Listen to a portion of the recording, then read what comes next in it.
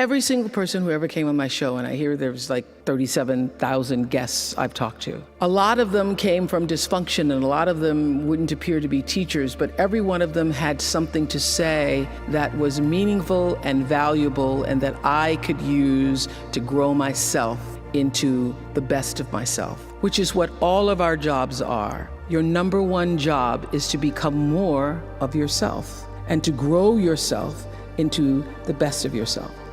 And so I had a lot of great teachers, as we all do. I was doing an Oprah show about a decade ago. One of my greatest teachers was a man named John Diaz. We were doing a show called Would You Survive? And on Tuesday, October 31st in 2000, Singapore Airlines Flight 006, a Boeing 747 from Taipei to Los Angeles, took off with 179 souls aboard. 4 crew and 79 passengers perished in that flight, a total of 83 fatalities.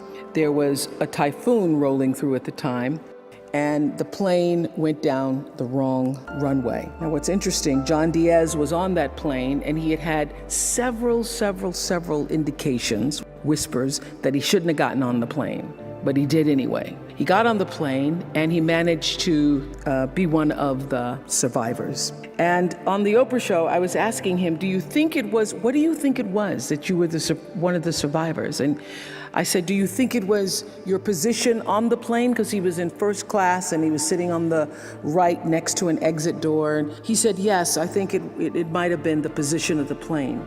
And also my quick thinking, he says, and the fact that I didn't stop moving. So I said, you don't believe, you're not a religious man, you don't believe that there was some kind of divine intervention going on there? He goes, no, I'm not a religious person. I do not believe that it was anything divine.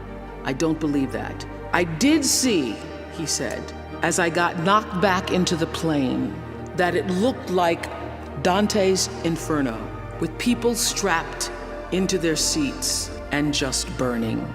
And it seemed a bit to me, as I turned and looked backwards, like there was a light coming out of the tops of their heads.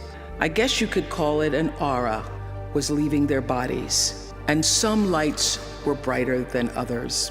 It changed, he said, it changed me. It gave me a new kind of spirituality, in a sense, that I now believe somehow, I don't know how, but life continues on somehow through that light.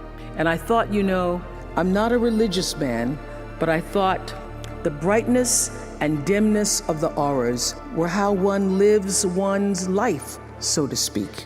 So that's one of the major things that really has changed with me since then, he says. I want to live my life so my aura, when it leaves, is one of the brightest ones. I got chills when he said that.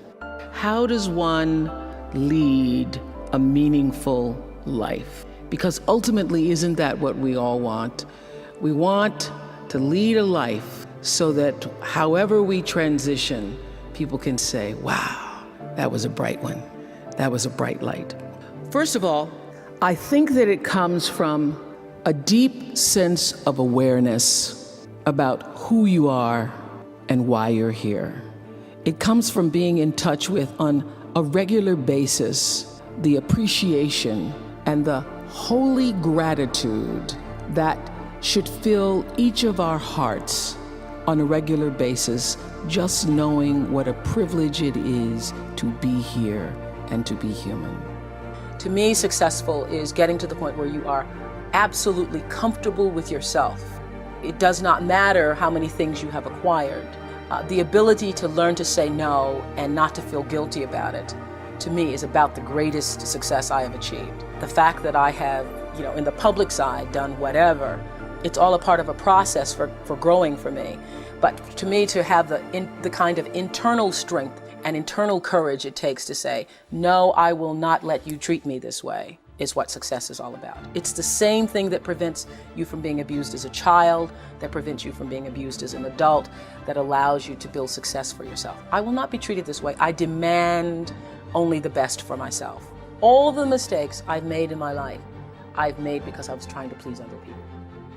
Every one of them. There's not one that I've made because I did something because I really wanted to do this for myself. Every mistake I've ever made is because I went outside of myself to do something for somebody else that I should not have, to please them, just for the purpose of pleasing them.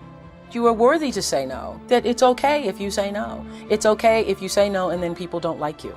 That's really okay. The important thing is how you feel about what you're doing, how you feel about yourself. It's a long struggle though. And I'm just hoping that, in the work that I do on the show and the speaking that I do around the country, and that young people who are watching this can get the lesson sooner than I did. Because it's painful, because you keep repeating it over and over and over until you get it right. And what I found is that every time you have to repeat the lesson, it gets worse.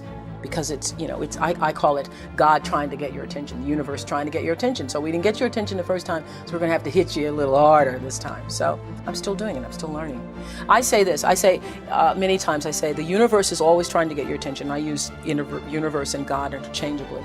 It's trying to get your attention. And sometimes it starts out, any major problem you encounter, it always started out as a whisper.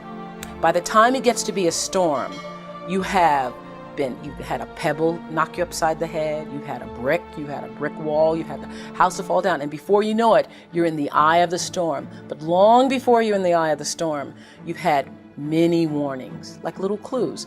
So now my goal in life is to not to have to hit the eye of the storm, is to catch it in a whisper, to get it the first time. And getting it comes from understanding I think the one thing that has allowed me to certainly achieve both material success and spiritual success is the ability to listen to my instinct. I call it my inner voice.